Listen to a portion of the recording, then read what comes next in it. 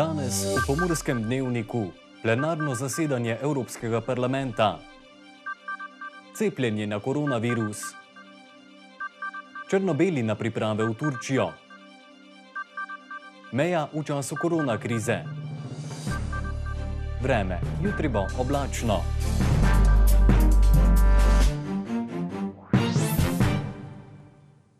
Spoštovane gledalke, cenjeni gledalci, lepo pozdravljeni. Od 19. do 21. januarja evropski poslanci zasedajo na plenarnem zasedanju, ki je tokrat namenjeno predvsem cepivom ter pogodbam, ki jih je Evropska unija sklenila s farmacevtskimi podjetji. Govorniki so v ospredje postavili tudi dejstvo, da je koronavirus povzročil globalno krizo in zaradi tega zahteva globalne rešitve. Samo plenarno zasedanje je otvorila portugalska državna sekretarka za evropske zadeve. Portugalska namreč v prvi polovici leta predseduje svetu Evropske unije. Through a common European approach, we have accelerated the development of many of the most promising vaccines. Through a common European approach, we have secured access to vaccines for each and every European. Evropska komisarka za zdravje je poudarila pomen pomoči tudi izven meja Evropske unije. We are also working with member states to propose a European mechanism to share vaccines beyond our borders, especially before COVAX is fully operational.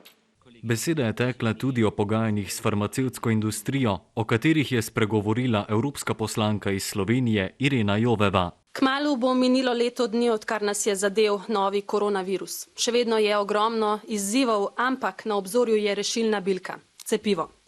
Imamo strategijo komisije o skupnem naročilu dobrih 2 milijard cepiv in enakomerni porazdelitvi med državami članicami.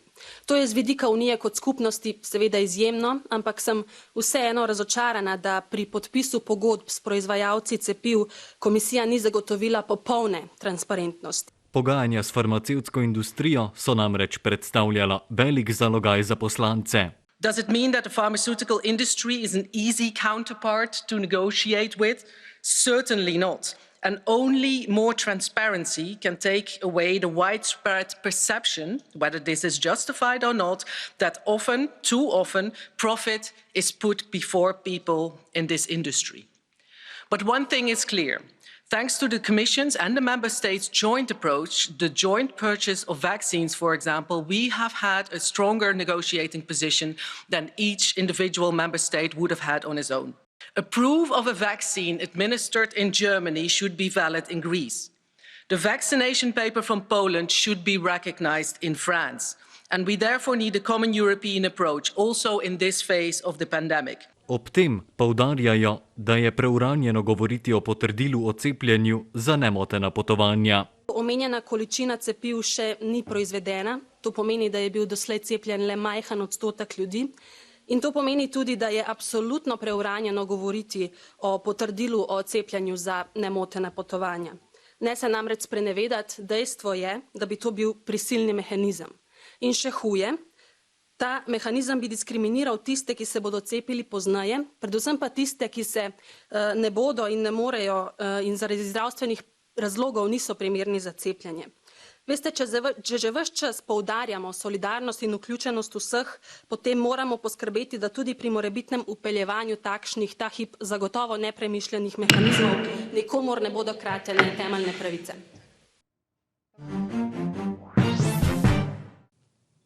Evropska zdravstvena komisija je že pretekli teden odobrila 6. odmerek cepiva proizvajalca Pfizer. Glede na to, da je to cepivo prvo, ki je bilo odobreno v Evropi, je tudi v Sloveniji najbolj naročeno cepivo. Skupno število naročenih odmerkov cepiva so v Evropi tako zvišali za 20%, Slovenija pa si je že zagotovila 0,47% skupnega naročila, kar je več kot 3,2 milijona odmerkov cepiva. Še 3 cepiva so trenutno v obravnavi, o odobritvi pa se bo odločalo 29. januarja. Se pravi, tukaj so naročena že odobrena cepiva za Slovenijo. Kot vidite, imamo pri Pfizerju, BioNTechu preko 2,5 milijona odmerkov. Moderna, ki je tudi odobrena za letošnje leto, skoraj 0,5 milijona. Skupno število odmerkov je preko 3 milijone za Slovenijo, kar pomeni, ker rabimo 2 odmerka za kompletno cepljenje ene osebe, da imamo pri dobavah cepiv, ki so že odobrena, se pravi, ki so že v uporabi, tukaj za letošnje leto za 1 600 000 prebivalcev zagotovljenih doz. Glede na to, da je odziv na cepljenje pri zdravstvenih ustanovah bil večji kot pričakovano, pa po ocenah strokovnjakov že do poletja lahko dosežemo 70% precepljenost. Najnovejši podatki glede evropskih naročil, ravno kar smo prejeli komunikacijo Evropske komisije pred četrtkovim Evropskim svetom, vrhom, ki bo virtualen na temo cepljenja. Tukaj vidite, koliko teh doz oziroma odmerkov cepiva je naročeno, gre za skoraj 2,5 milijarde odmerkov za Evropo. Se pravi, za več, kot ga potrebujemo za cepljenje prav vseh prebivalcev v letošnjem letu, kar pomeni, da bo Evropska unija potem, ko bomo Evropejci pač cepljeni, solidarnostno pomagala tudi, da bomo skupaj solidarnostno pomagali tudi sosednjim državam, ki niso članice Evropske unije in tudi širše. Rivali na igrišču Mura, Maribor in Celje so letos združili moči in na priprave odpotovali skupaj z istim čarterjem in s tem prihranili tudi nekaj denarja. Turčija je za Murine nogometaše že stalnica, saj se tja na treninge odpravljajo že 4. leto zapored. Kljub težki konkurenčnosti med klubi, trener črno-belih Ante Šimundža meni, da je vsaka pomoč dobrodošla. Mislim, da je to zelo smiselno. Glede na situacijo, niti ne toliko, koliko je smiselno, da si vsi klubi med sabo pomagamo, predvsem v teh logističnih zadevah, če je to možno. In mislim, da je to ena super stvar, ki bi lahko mogoče tudi postala praksa v prihodnosti. Glede testov je bilo vse ok, vsi smo bili negativni, sta se pa pojavili 2 poškodbi in Brkić in Marić enostavno imata predolgo pauzo, da bi si bilo smiselno peljati zraven v Turčijo, tako da on dva bosta opravila ta del v Murski Soboti. Seveda je na potovanju poskrbljeno tudi za varnost pred okužbami. Imamo neke protokole, preko kluba smo dobili informacije kako in kaj. Protokoli so pa tisti, katere bomo sledili in poskušali biti čim bolj optimalni v teh zadevah. Zdaj, kako in kaj se bo dolje odvijalo, težko da govorim, verjamem pa, da so organizatorji, ki so poskrbeli, da je to sploh možno narediti priprave, naredili vse tako je potrebno, da se bomo počutili v redu. Nevarno sama je normalno, Hrvaška dosti bliže kot Turčija, po drugi strani je pa Turčija tista, katero že poznamo, imamo odličnega organizatorja od spodaj, ki nam pripravi program zahtevnih preizkušenj in to je tisti poglavitni razlog, plus komuniteta igrišč. Enostavno, ker Hrvaška še vedno ni toliko razširjena v teh trening kampih in tudi same izjave klubov, ki so bili doli, so bili malo v igriščih, so imeli malo stiske. Tako da to je ena poglavitna razlika, predvsem pogoj igrišč in težki nasprotnik. Tudi nogometaši komaj čakajo, da lahko v Turčiji izpopolnijo svojo igro. Mi gremo tja z namenom, ne da gremo na dopust, ampak da gremo delati, čakajo nas dobri tereni, dobro vreme, čakajo nas tudi dobre tekme, dobri nasprotniki. In potem upam, da bo tudi vse dobro. Trener Ante Šimundža in branilec Žiga Kos pa sta ob koncu še ocenila pripravljenost ekipe in načrte, ki jih imajo za prihodnost. Dobro smo naredili, predvsem z tekaškega smisla, predvsem z ponavljanja avtomatizmov teh novih igralcev oziroma spoznavanja avtomatizmov, bom tako dejal, da bi lahko prišli čim prej v ritem ekipe.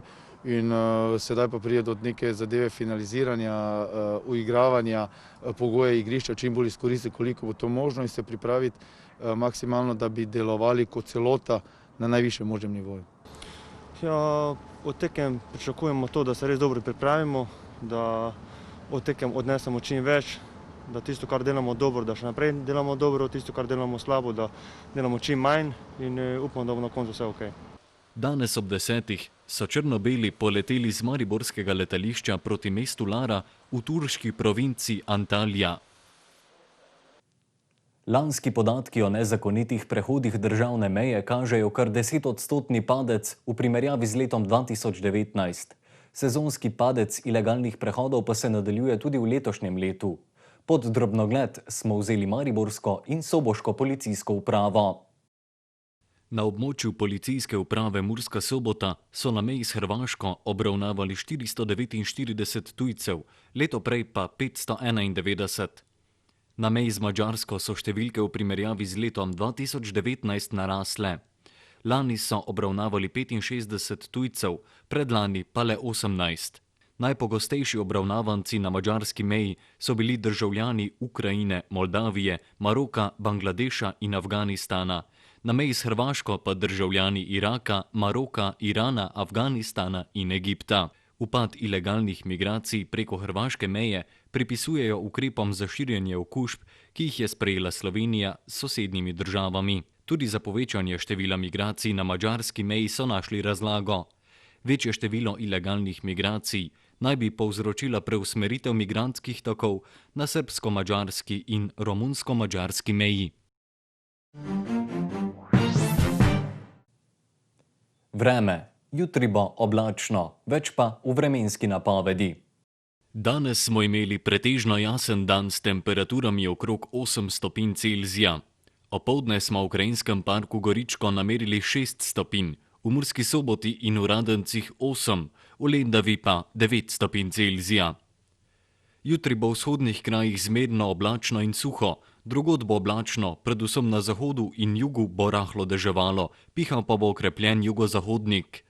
Najnižje jutranje temperature bodo od 2 do 7, v alpskih dolinah okoli 0, najvišje dnevne pa od 8 do 13, na severozahodu okoli 5 stopinj Celzija. Najnižje jutranje temperature bodo v severovzhodni Sloveniji, v Murski Soboti in Mariboru okoli 6 stopinj, dnevne pa od 11 do 12 stopinj Celzija. V petek bo oblačno, padavine na zahodu se bodo okrepile in postopno širile proti vzhodu. Meja sneženja bo med 900 in 1400 metri nadmorske višine. Še bo pihal okrepljen jugozahodnik, ob morju pa jugo. V soboto bo oblačno z občasnimi padavinami, po nižinah bo po večini deževalo. Temperature v naših krajih se bodo zjutraj gibale od 6 do 7 stopinj, dnevne pa od 11 do 13 stopinj Celzija. Toliko smo vam imeli povedati v današnjem Pomurskem dnevniku, več informacij pa najdete na naši spletni strani. Ostanite v naši družbi in nasvidenje do jutri.